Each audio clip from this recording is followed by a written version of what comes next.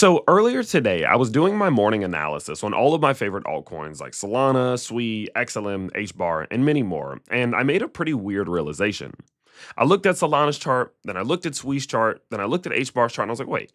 For the most part, they're all making the same move. Sure, there will be small little differences as their individual assets, but for the most part, they were all making a very, very similar move. And when I made this realization, I was like, oh snap, let me go turn on my camera. I need to tell everyone about this because I actually believe that the move that they're making, the decision that they're about to make, is going to have a massive impact on their charts. And it's something that you need to be prepared for. There's actually something that you can do right now to prepare to watch this move and watch this decision get made in real time. And that's what I wanted to share with you. So today we're going to talk about what this move is, what this big decision is that they're about to make, and exactly what it could mean for your bags, my bags, and the altcoin market in general. So if you invest in altcoins, this is a video for you. Now, before we get into it, guys, if you do want to check out the link to CoinRabbit down below, I will leave it at the top of the description. This is a company that I recently partnered up with, and they have 3 absolutely fantastic services that I think will benefit basically any of you altcoin holders and Bitcoin holders, truthfully.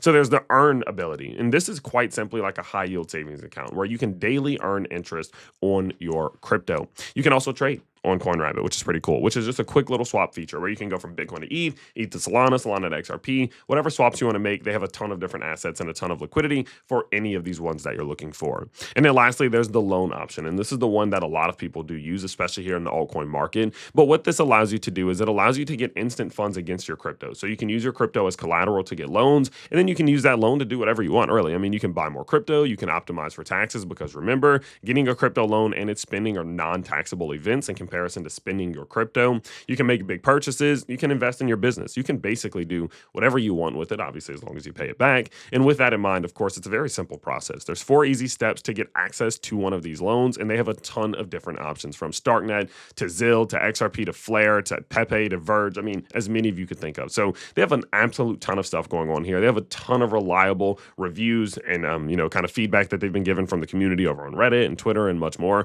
So feel free to check that out down below. If you do want to use any of their functions, it is all available. And again, it's the first link in the description down below. But with that in mind, let's go ahead and let's just talk about this thing that is happening in the altcoin market, because again, things are getting juicy. They're all doing the same thing. Now, this video is going to be a little bit technical, okay? I'm not going to lie to you. What we're going to talk about in today's video is a little bit technical analysis heavy, but trust me, if you just bear with me over the next 10 minutes, you will understand what I'm saying, okay? Just trust me, okay? So when I was doing my analysis this morning, I started to notice a pattern. Let me just show you this pattern. What I noticed was that all of the cryptos that I hold, like 90%, let's just say 90%, just to play it safe, they made a move up, they made a move down, they made a move up, and they're starting to make a move down. It's like all of them. All of them are looking somewhat similar to this. Now, the only exceptions that I saw were ICP and Ethereum. I think those are the only 2 that weren't making basically this exact move in some capacity. And Solana was a little bit different, but very similar story, all of which will make sense in a second here. And what this made me realize was, oh, this is very clear. Like, what happens next from here? If we're trying to figure out what happens next, which is what we're always, like, all of us are always trying to just figure out what happens next, right? I think that's what we're all trying to do. And to try to get some idea of what's going to happen next, I think it's actually pretty easy right now. I think there's like a very clear thing that we can watch now that this is happening that will tell us what's very likely to happen next. And we can just sit back and watch. Like, we don't even have to stress. We don't have to worry. We can just watch it. Now, you may say, all right, Tyler, well, what is it?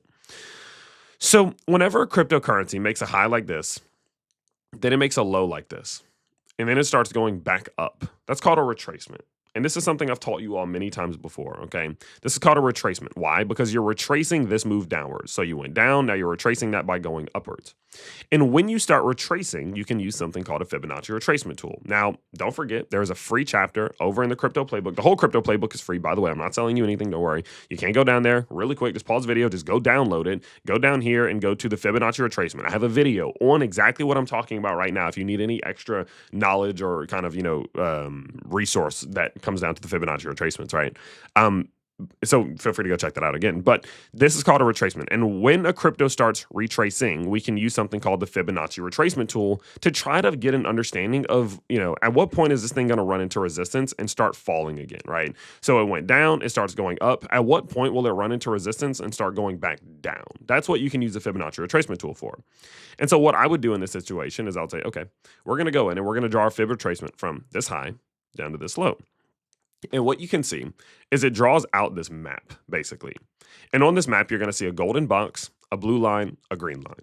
Those will be the things you see. Now, in order to see it exactly like mine, just copy my settings, which look exactly like this. Okay, it's right here. Looks like that at the bottom. You don't need to worry about coordinates. This is visibility. Okay. And so this map tells us something very interesting. What you'll notice is first and foremost, there's a golden zone that rests towards the top side between this high and this low that we drew the Fibonacci retracement tool from. This is called the Fibonacci golden zone. And this is a massive zone of liquidity. This is the decision-making zone.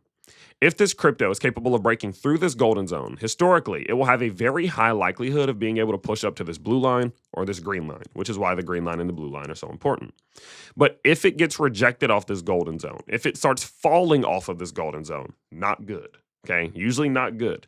And it does still have a chance, don't get me wrong, of breaking back through it, but it becomes less and less likely over time. So you obviously want to see it break through this golden zone eventually. The first time it gets rejected, it's fine.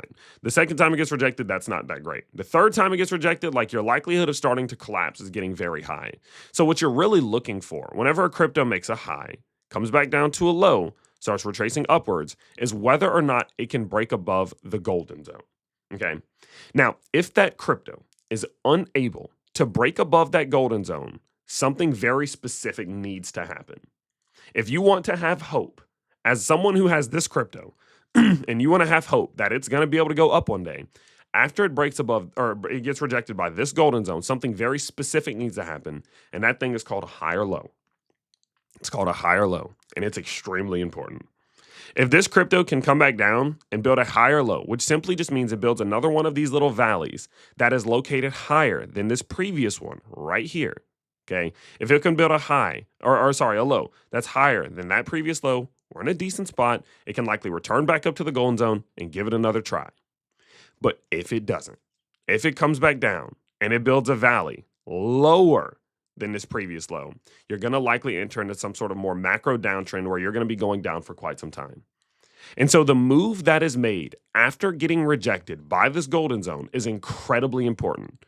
Is the low that we put in going to be higher or lower than this previous low? Whatever happens there will tell us a lot of what we need to know about what the future of this crypto is going to look like. And so now that you have an understanding of how this works, right? We have a high, we have a low. We go up to the golden zone, we get rejected, we come back down. Now it's the moment. Do we build the higher low or do we not? Okay, now that you understand what's so important, I want to show you what's happening. So we're going to go down to XRP. Let's look at this in real time. XRP made a high. XRP made a low. XRP started to retrace. Okay, knowing that it's retracing, we went in, we drew our Fibonacci retracement levels. What happened? Well, shocker, shocker. XRP comes up to the golden zone, gets rejected, starts coming back down. So what's it doing right now? XRP is deciding whether or not it's going to build the higher low and try to push back up to the golden zone. If XRP can build a higher low anywhere above $2.73, we're in a really good spot, okay? Like, I think we're in a spot that can easily push XRP's price still back up towards, say, $3.98. And some people may not believe that, but that is the truth. There's still the ability for XRP to make that move. All it needs is the higher low. If it can build the higher low, push above that golden zone, boom, we're in a great spot. And what you're going to notice is it's not just XRP. It's many of them. Solana's a little different because Solana was actually able to break above the golden zone already, but it's still making a very similar move. Solana's coming back down right now, and it's just trying to build a higher low. If it can build the higher low, it'll be very easy for Solana to break back above the golden zone because it did it already. So Solana actually made a few extra steps forward, which is a good thing. You look at SWI. Look, guys. SWI's price came up to the high, came down to the low, retraced, went all the way to the golden zone, now coming back down, trying to build the higher low. If it builds a higher low, good spot. Fails to build the higher low, not good spot. Okay? XLM. I can clear this off just for a second. You can see it. XLM put in the high.